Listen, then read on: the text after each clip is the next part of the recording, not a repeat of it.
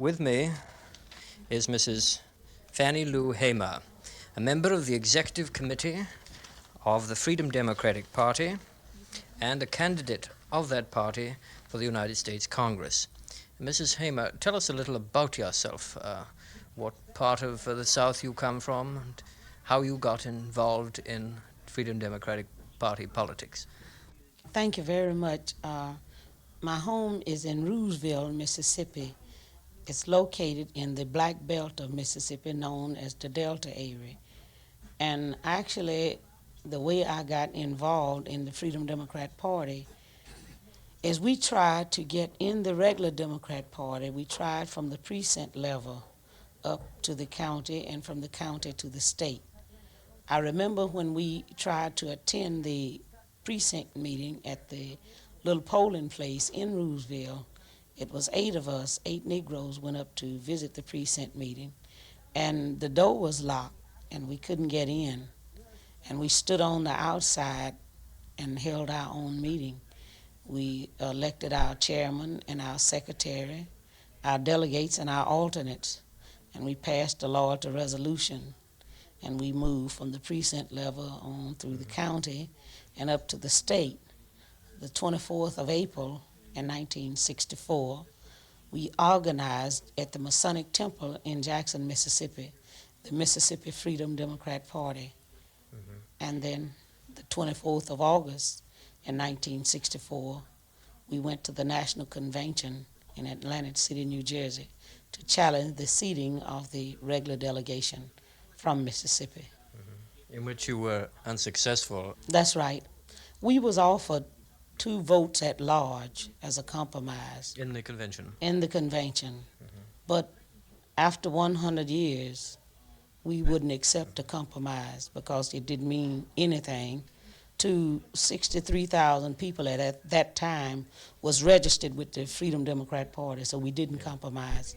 So again, in January, beginning the 4th of January, the 3 candidates from the Freedom Democrat Party, Mrs. Gray, Mrs. Devine, and I went up before the door of the House of Representatives to contest the seating of the 5 representatives from Mississippi. And we was turned away, and we wasn't allowed to even go in to have, to contest their seating. We didn't go there to be seated because we knew from the beginning that we wouldn't be seated, but we wanted to explain our side. Whereas in a state that 42% of the people can't register, they wasn't representing us. And I think it's time now for somebody to be in Congress that's going to represent the people of Mississippi. And we wasn't allowed to go inside, but that didn't stop the challenge. We did have that day 149 congressmen that stood up against these people being seated. So we are still working with this challenge. And we hope by the last of this month, which is August, that we will have a chance to unseat these congressmen. Because actually, this voting bill that the president passed last week, it doesn't mean anything. And I'm not looking for a voting bill in 1965 when they are not enforcing the voting bill and our voting rights with the 15th Amendment, which guaranteed us the same rights to vote from the 15th Amendment in 1870. And at that time, 1870, Mississippi was readmitted back to the Union because they promised at that time that they wouldn't do anything to disenfranchise Negroes to keep them from registering to vote. So now it's a matter of a violation of the 13th, 14th, and 15th Amendment of the Constitution of the United States. And what I'm curious to see, do the Constitution of the United States mean anything? So far, it hadn't worked, and I'm sick of seeing this kind of stuff on paper. We want them to do something about it because we are a part of America, because we didn't come here on our own. Our parents and our descendants was from Africa, and we didn't come on our own, but we do want to be treated as human beings. And I'm fighting for human right, not for equal right. I'm rather interested in one thing here. Before you set up your own Democratic Party, you tried to enter the the local Democratic Party. And I wondered why you did that, because my instinct, if I'd been in your situation, would be not to join that club, that Democratic club or Democratic organization, but to form another one with all the liberal people in the community to contest the elections as the Democratic Party. The reason we tried, if we hadn't tried to go in it, and then just set this one up, they would have said from the beginning, if we had tried, we could have got in theirs. But you see, we done the only fair thing to do. We wasn't accepted, so we've set up a Freedom Democrat Party in Mississippi, and I think it's one of the most effective weapons in this whole United States. I see, I'm still a little puzzled. Maybe it's because I'm a foreigner. I would never join the Democratic Party in this country if I were an American citizen, because part of the party is racialist. I'd say they'd have to throw them out before I joined it. And perhaps Europeans think more ideologically about their parties. Well, I don't think you thinking ideologic about it, Well, but we got quite an education in seeing what the whole Democrat Party of this country was like. what At was that your national impression of it? convention, you know.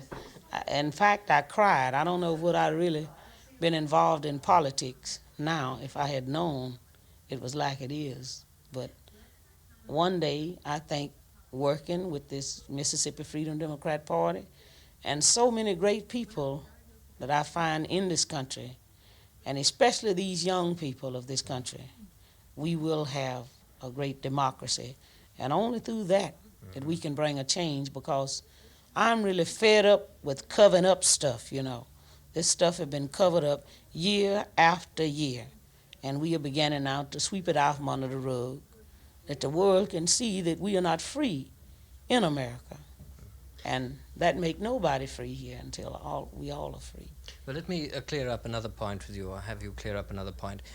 Does the Freedom Democratic Party regard itself as a group that wants to make the Democratic Party more democratic in the way that Theodore Roosevelt and his Bull Moose Party tried to change the Republican Party, going back and merging with the party again when it had accepted his views? Or do you really consider this a third party now? Well, to me, it really seemed to be actually a third party, because it is so far different from the Democrats of this country. And I don't see no other way other than a third party. Many people think of the Freedom Democratic Party as principally a civil rights organization that's entered politics. But is it more than that? Does it have a wide sort of program on a great number of issues beside this matter of voting rights and civil rights? Yes, and it is not an organization. It is a party, not an organization. I'm glad you made that clear. Could you tell us something about the main planks in the platform of the party, starting with civil rights, exactly what you're aiming to achieve there in terms of legislation? Well, we stand, and I don't know what I should say all of this or not, but our policy are far different from from even the National Democrat Party. It is very different. The things that we stand for, you know, and in foreign policies, it's quite a different. Well, good. Now, on domestic policy, I take it you stand for a greater amount of legislation guaranteeing individual rights. Yes. And I gather you don't think in terms of just Negro rights, but individual rights, period. Individual rights, you see. It doesn't matter to me whether the person is an Indian, a Jew, a Chinese, a Mexican, whatever nation they are. I think they should have their rights. Now, what you mentioned foreign policy a moment ago. For instance, the biggest issue in foreign policy at the moment is the war in Vietnam. Does the party take any position in American involvement in an Asian conflict like that? Well, right now I hadn't met with the executive committee to, you know, to say what stand that the Freedom Democrat Party will have on a policy of Vietnam. I have my own personal feelings about Vietnam. You know. But the party will come out with a policy on it? I'm not sure, but we might. We have been accused of saying that, the stand we had taken, but at the time it was said that we had taken, made a policy of what we felt about Vietnam. The executive committees at that time hadn't had a meeting, to say what we would say. But personally, I'm against America going to Vietnam, and the reason, I have several reasons why I don't think that we have any business in Vietnam. First place, I don't think that you can tell me how and clean up my house if your house is nasty. I think we'll have to think in terms of cleaning up our own place before we can go and do a job some other place. One of the other major issues regarding Asia, of course, is recognition of China, what they call it Communist China here, and admission of China to the United Nations, of Peking government to the Chinese seat in the United Nations. Does the party have a position on that? Well, we don't have a position on that. But I hear the word communist quite often. In fact, I have been called a communist. And I begin to question now if communists stand for all the things we fight for, because, if all the things we fighting for, if communists stand for that, it'd be a whole lot more than we've ever been offered in this country. But I don't know anything about communism. If I've ever seen a communist, I don't know it. Well, in fact, President de Gaulle is pledged now to actively work for the seating in the United Nations of Communist China. He's recognized Communist China, and I don't think he's a communist. Is that right? Of course, yes. Well, that's great. You see, I don't know actually anything about communism. But everybody I see, if we push just a little farther than they think we should push, then they say this is communist. So I began to wonder about communists, because from what the people is really telling us, it must be very good. Well, I've lived around the world. I don't like communism, but the aspects of communism I don't like, which are the repression of certain types of freedom, the control of the press, and so forth. We are finding that in many countries we are supporting. That's very true. What about questions like nuclear disarmament? Has the party come out with any positions on this? Not so far. No, not on NATO? No, we hadn't come out with no policy. What about, does this include domestic legislation, for instance, on health? Now, I'm from Britain, and in Britain we regard it as a right that everyone, whatever his means, should have medical care as much as he needs and the best available, without thought of cost. The doctors and patients don't have to think of the money.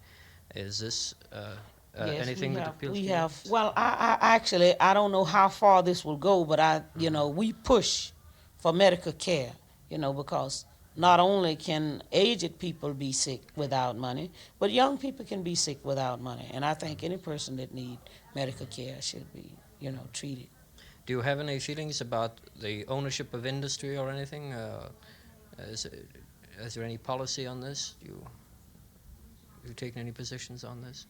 The industry being in the state of Mississippi? Well, in the state or nationwide. Have they got any theories about economic structures in society, about whether something should be nationalized or made into cooperatives? Or Yes, we are talking about that. In fact, now, one of the young men that have been working for us is you're bringing out something that's called Bricks for Freedom, and if we can get help with this, we'll have people trained to make bricks and also concrete, and then real contractors to teach these people. And if this government is going to do anything for the poverty-stricken people, it will be time for them to invest some money in, and these people can be paid as they be trained to work and can build their own homes, that will be a decent place to live in instead of the present condition of the homes that we live in now.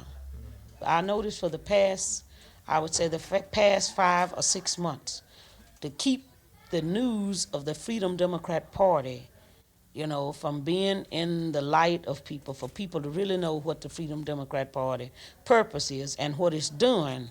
The news about the Freedom Democrat Party has been completely sabotaged. We can't get out news. Sometimes we'll have a press conference and they won't even show it. Even the national papers that have been sympathetic to the Negro cause, like the New York Times? The New York Times hadn't been doing too much recently. I don't know from what source they're getting pressure, but I think somewhere along the line they are being pressured, and I know we are not getting the news that we, at the beginning, like in Atlantic City in 1964, the news media was almost run over you to see what the Freedom Democrat Party had to say. Yes. But now they are, beginning to kind of get away from the Freedom Democrat Party. Now, what has been happening to the fortunes of the Freedom Democratic Party? Has its membership been growing? And would you tell me, first off, whether it's an all-Negro party or whether it's multiracial? Well, the party is open to any person, that's over 21 years old. It's open to all people. In fact, the executive national committee man is a white man, and he is a Mississippian, Reverend Edwin King from Tougaloo College, which is a chaplain there at Tougaloo College. He is the national committee man. It's open to all people, and I would say that it's grown quite a bit for the past, 2 or 3 months. In the last 2 or 3 months, it's been growing more rapidly then? Yes, because so many people now, like the people that's on strike in Mississippi, that wasn't involved in anything, not only now participate with the Mississippi Freedom Labor Union, but the Mississippi Freedom Democrat Party too. Do you have an approximate idea of your membership? Well, it should be, I'm not sure, but it should be close to 78,000. Really? And how are they organized, and where? Are they across Mississippi and Alabama only, or Well, wider? actually, right now, the Mississippi Freedom Democrat Party is only in Mississippi, but they have something I would say similar to the Freedom Democrat Party is beginning to pick up in other states. People is Negroes in other states, even in the North, in New York City, and Brooklyn is beginning to run candidates, in that area. That's right. Must be scaring the daylights out of the Democratic Party to split the vote for them. It might be, but that is what's happening now. That's one way of changing the Democratic Party. And it's one way of bringing a change, for the poor people all across the country. There's another party now forming that's out here called the Federalist Party that breaks away from the Democratic Party and also, of course, from the Republican Party on foreign policy issues and on all these other things that's forming out here with a strong commitment to civil rights and against the war in Vietnam and similar things. Do you know that? No, I didn't. We're just starting here. Before joining the Freedom Democratic Party, Mrs. Hamer had been a sharecropper on a Mississippi plantation. Her husband also worked there.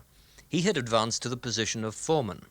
But even for a foreman, which is the high point of opportunity for a Negro there, life on a southern plantation meant long hours, low wages, humiliating conditions of work, and perhaps worst of all, no hope of being accorded fair treatment, a decent standard of living, and respect as a human being. However, Negroes were now demanding equal rights, and thousands were attempting to register to vote for the first time in their lives. Among them was Mrs. Hamer. Immediately after taking the literacy test to qualify for registration as a voter in Mississippi, she learned what it costs to challenge the system of white supremacy and white privilege in that state. I was forced away from the plantation because I wouldn't go back and withdraw, my literacy test after I had tried to take it. I wouldn't go back, and I had to leave, and my husband was forced to stay on this plantation until after the harvest season was over, and then the man that we had worked for, he'd taken the car, and most of the few things we had been stolen, and I've been in jail, and I've been beat. Yeah, tell us about that. On what grounds did they jail you? It wasn't no grounds, I don't understand that until today. I had been to a voter registration workshop, they were just training and teaching us how to register, to pass the literacy test. And it was giving us enough training that we could tell other people, how to pass the literacy test. So we had attended a workshop from the 3rd of June through the 8th. We finished the workshop on the 8th, and then we got the Continental Trailway bus to come back to Mississippi. And we got to Winona, Mississippi, I would say about 10:30 that Sunday morning on our way back to Greenwood, and that was we had got in 25 miles of the voter registration headquarters. And the bus stopped in Winona, at the bus terminal, and 4 people got off of the bus, to use the restaurant to get food, and 2 people got off to use the washroom while I was still on the bus. When I looked through the glass, I saw the people rush out, and one of the girls what had gone in the washroom, she just got back on the bus, and I stepped off to see what had happened. And Miss Ponder told me that it was a state highway patrolman and a chief of police on the inside, and began to tap them on the shoulders with billy clubs and order them to get out. And I said, well, this is Mississippi. So I got back on the bus, and as soon as I was seated, I saw them when they began to put the 5 people what was, off the bus, but they wasn't over 6 feet from the bus, began to put them in the highway patrolman's car. And I stepped off again because I was holding one of the ladies' irons, that they was arresting. And she said, get back on the bus, Miss Hamer. And then I heard somebody scream from the car that she was in and said, get that one there. And then a white man stepped out of a car and told me I was under arrest. And when he opened the door and I went to get in the car, he kicked me. And they carried me on down to the county jail where they had the other highway patrolman had carried the other 5. And they, when I walked in with the 2 white men that had carried me down, and they cursed me all the way down. They would ask me questions, and when I would try to answer, they would tell me to hush. And when I walked inside of the booking room, one of the policemen went over and jumped up on one of the Negroes' feet that was with us, and then they just began to, put us in cells. And I was put in a cell with Miss Yvesta Simpson, and after I was put in this cell, I could just hear some horrible screams and horrible sounds, of licks. And I saw one of the girls was 15 years old, was with us, when she passed my cell, and she was real bloody. And then they asked the little man that cleaned up the jail to go inside and mop up that blood. And then I heard some more screaming, and I heard some awful sounds. And I would hear somebody when they say, can't you say yes, sir, nigger? Can't you say yes, sir? And they would call her names that I wouldn't want to go on tape. And she said, yes, I can say yes, sir. So I said. And she said, I don't know you well enough. And I would hear when she would hit the floor again. And finally she began to pray. And she asked God to have mercy on these people because they didn't know what they was doing. And after a while they passed my cell door with this young woman, Miss Annelle Ponder. And one of her eyes looked like blood, and her hair was standing up on her head, and her clothes had been torn from the shoulder down to the waist. And then 3 white men came to my cell, and one of them was a state highway patrolman because he was wearing a little silver plate across his pocket that said John L. Bassinger. And he asked me where I was from, and I told him I was from Rouville. And he said, I'm going to check that. And he went out, and I guess he called Rouville, and they didn't like me in Rouville because I worked with voter registration there. And when he came back, he said, you damn right. They said, you're from Rouville, all right, and we gonna make you wish you was dead. And they led me out of that cell into another cell, and he gave a Negro prisoner a blackjack, and he ordered me to lay down on a bunk bed. And a Negro prisoner said, do you want me to beat her with this, sir? And he said, you're damn right, because if you don't, you know what I'll do for you. And I laid down on the bunk like he ordered me to do. And the first Negro beat me. He beat me until he was exhausted. And after he beat, the state highway patrolman ordered the second Negro to take the blackjack. And during the time he was beating, I began to work my feet because that was a horrible experience. and the state highway patrolman ordered the first Negro that had beat to sit on my feet while the second one beat. And I just began to scream where I couldn't control it. And then the white man got up and began to beat me in my head. I have a blood clot now in the artery to the left eye and a permanent kidney injury on the right side from that beating. These are the things that we go through in the state of Mississippi, just trying to be treated like a human being. But still, this is called a part of America. I suppose it's a naive question, but is there no possibility of you making a civil complaint or criminal complaint or whatever it would amount to against these people for this beating? The Justice Department brought a suit against these 5 law officials from Mississippi. And they had their trial in Oxford. And they had every evidence in the world, if it ever was going to be any people convicted. Because we had flew to Washington, D.C., and had the pictures made, and they have the pictures today of what happened to us in that jail. The bus driver, they even had the waitresses from Winona at the bus terminal that said we hadn't done anything. We hadn't done no demonstration. The Negroes that they forced to beat me, they came and they told the truth.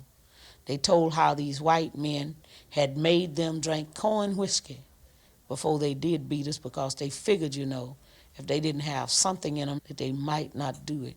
They told all of that, and nothing have been done. Those same men, I guess, are still wearing their guns. It puzzles me that Negroes in the South have not set up, in a way, territories of their own, with their own armed people. We've got the Deacons now in the South, this armed defense organization, so that you're outside of the control of police officials like this. Why has this not happened? Is it because the white people there are so powerful that such a rebellion has been impossible? They are very powerful in the state of Mississippi.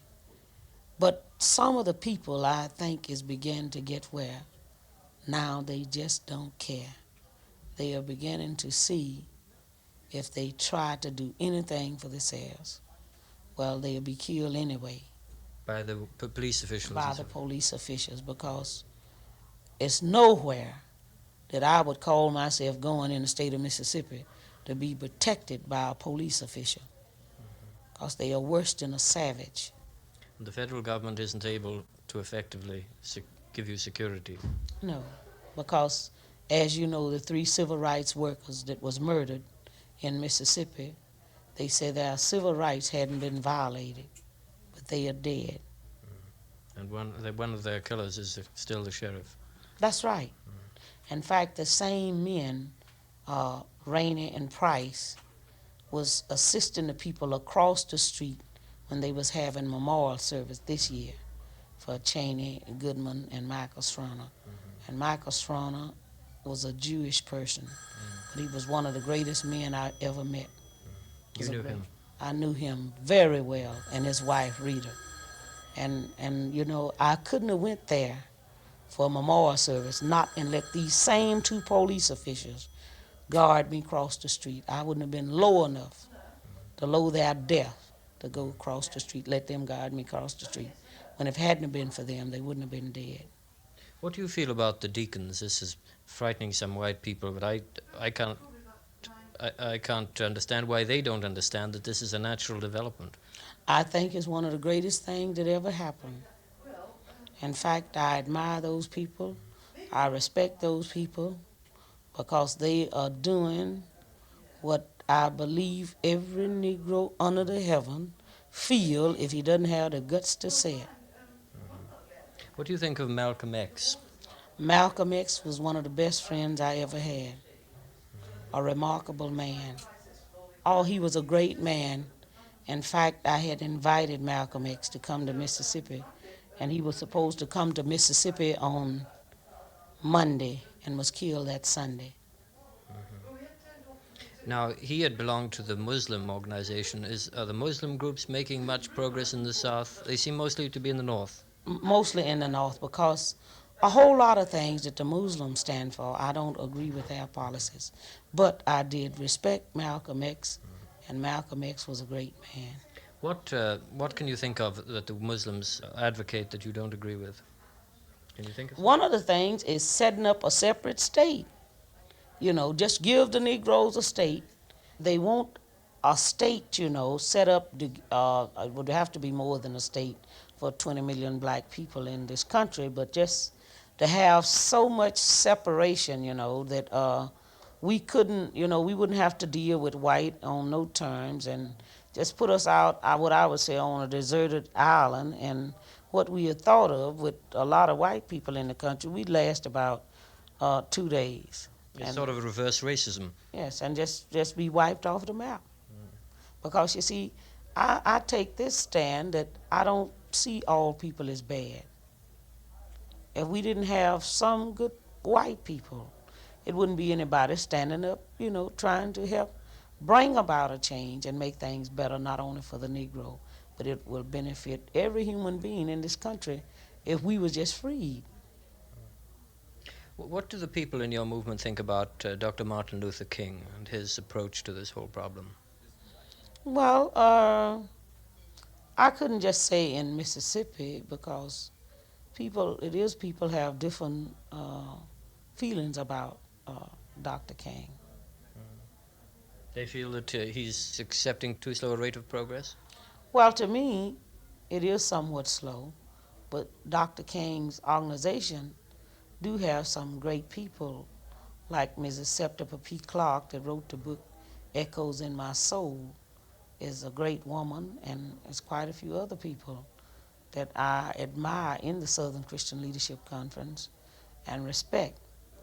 But I take this stand with any person, a person that was born in the middle class that have never had to suffer.